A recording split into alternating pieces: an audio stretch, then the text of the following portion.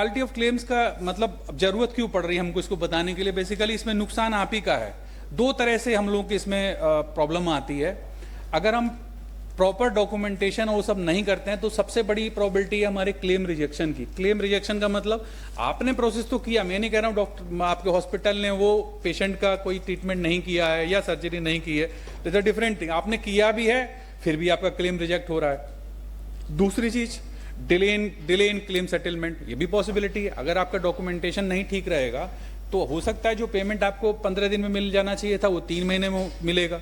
ISA का doctor query करेगा, आपसे एक डॉक्यूमेंट मांगेगा, एक बार में आप दोगे, फिर दोबारा कोई चीज नहीं, आपने दो चीज पूछी, आपने एक बार में एक भेजी, एक डॉक्यूमेंट भेजा, दूसरी बार उसने क्वेरी की, फिर उसने कोई दूसरा डॉक्यूमेंट भेजा, तीसरी बार क्वेरी की, उसने वो डॉक्यूमेंट नहीं भेजा, पूरी अपनी PDF भेज दी। तो इस तरह की इसकी जरूरत मेरा आप लोगों के लिए कह रहा हूं कि normally for the claim rejection ना हो, ज्यादा आपका अमाउंट जितना आप क्लेम करते हो उसमें डिडक्शंस ज्यादा ना हो, क्लेम सेटलमेंट में डिले ना हो। तो इसके लिए बहुत जरूरी है कि हम जो डॉक्यूमेंटेशन TMS पे करते हैं उसकी क्वालिटी अच्छी होनी चाहिए। इसकी जरूरत इसलिए पड़ रही। तो इसके लिए completed documentation faster chain claim process एक हेड है ये। तो नॉर्मली इसमें क्या है, मेरा सजेशन यही है कि आप केवल अपने जो भी आयुष्मान मित्र, आरोग्य मित्र, जो भी आपके हॉस्पिटल में जो भी क्लेम को देखता है, सिर्फ उसके भरोसे ना रहें। आप एक चेकलिस्ट डेवलप करें उस पर्टिकुलर प्रोसीजर के लिए। वो चेकलिस्ट आप अपने डिपार्टमेंटल हेड के थ्रू, अपने प्रोफेसर, जो भी आपका डॉक्टर होगा या फिर जो वहाँ का जनरल ड्यूटी मेडिकल ऑफिसर होगा, जो या उस पर्टिकुलर उसका स्टीम में आपका JR कोई काम करता होगा, उसको एक चेकलिस्ट दे दें कि भाई जब भी आप फाइल को अपलोड करने जा रहे हो TMS पे, आप देख लो कि ये डॉक्यूमेंट इस प्रोसीजर के लिए मैंडेटरी हैं, क्या ये सब लगे हैं। ऐसा रैंडमली नहीं। नॉर्मली क्या सभी हॉस्पिटल्स में ऐसा हो रहा है कि नॉर्मली जो उसकी पेशेंट की केस फाइल होती है हम हैंडओवर कर देते हैं आरोग्य मित्र को कि आप उसका क्लेम का अपलोड कर दें। यूजुअल प्रैक्टिस सभी लोग यही कर रहे हैं। मैंने एक दो लोगों से बात भी, उन्होंने कहा हम लोग यही देखते हैं, हमने कोई इंटरनली चेकलिस्ट डेवलप नहीं की है। तो मेरा मानना यह है कि सबसे पहले एक NHA के पोर्टल पे आगे स्लाइड में हमारे पास है, तो NHA के पोर्टल में स्टैंडर्ड ट्रीटमेंट गाइडलाइंस हैं।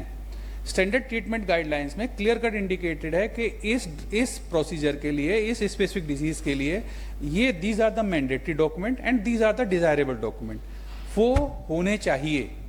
जब तक आपके यहाँ जो भी ट्रीटिंग डॉक्टर है वो नहीं देखेगा, हो सकता है आपने as a treatment, as a file, as a hospital आपके पूरे डॉक्यूमेंट कंप्लीट हों, लेकिन जो रिक्वायरमेंट है इस योजना की, जो हमारी स्टैंडर्ड ट्रीटमेंट गाइडलाइंस है, उसका कोई मैंडेटरी डॉक्यूमेंट अगर मिसिंग है, वो आपके हॉस्पिटल सेटअप के लिए सही है, नॉर्मल पेशेंट के लिए ठीक है कि भाई डिस्चार्ज समरी लगी है, इन्वेस्टिगेशन लगी है, कुछ है नहीं है, वो चल जाएगा, कोई भाई पेशेंट को आपको डिस्चार्ज करके भेजना है। लेकिन हम उसका क्लेम लेने के लिए आपको एक बार STG का व्यू लेना पड़ेगा।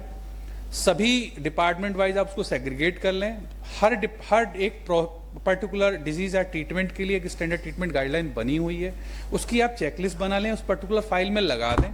आपका JR SR जो भी डॉक्टर उसको साइन करे, यस यस यस, 10 पॉइंट हैं, 10 डॉक्यूमेंट हैं, उसके बाद ही उस चेकलिस्ट को देखने के बाद ही उसका डॉक्यूमेंटेशन TMS पे अपलोड करें, मेरा ये सजेशन है। तो उसी के ये थोड़े मेजर पॉइंट्स हैं कि जैसे फॉर एग्जाम्पल अब हमारे यहाँ एक केस ट्रिगर हो जाता है कि आपने क्रिटिकल कोई रेस्पिरेटरी केयर का प्रोसेस बुक किया और पता चला उसको 2 दिन में डिस्चार्ज कर दिया। तो यूजुअली डिस्चार्ज के लिए डिस्चार्ज स्लिप का होना भी जरूरी है, आप रेफर करो, रेफरल स्लिप का होना जरूरी है। पेशेंट की कंसेंट से अगर वो जा रहा है, लामा जा रहा है, तो उसकी भी कंसेंट होनी चाहिए। इस तरह के कई सारे इंसिडेंट सामने आते हैं कि हम लोगों ने उस पर ध्यान नहीं दिया, पता चला उसी छोटी सी गलती की वजह से आपका क्लेम रिजेक्ट हो जा रहा है। तो आप सब सामने स्क्रीन पे देख ही पा रहे हैं कि जैसे फॉर एग्जांपल अभी कई सारे OT केसेस में हम लोग पेशेंट की उसके साथ डॉक्टर की फोटो मांगने लगे हैं, इस तरह की भी चीजें हैं, OT की पिक्स वगैरह हैं।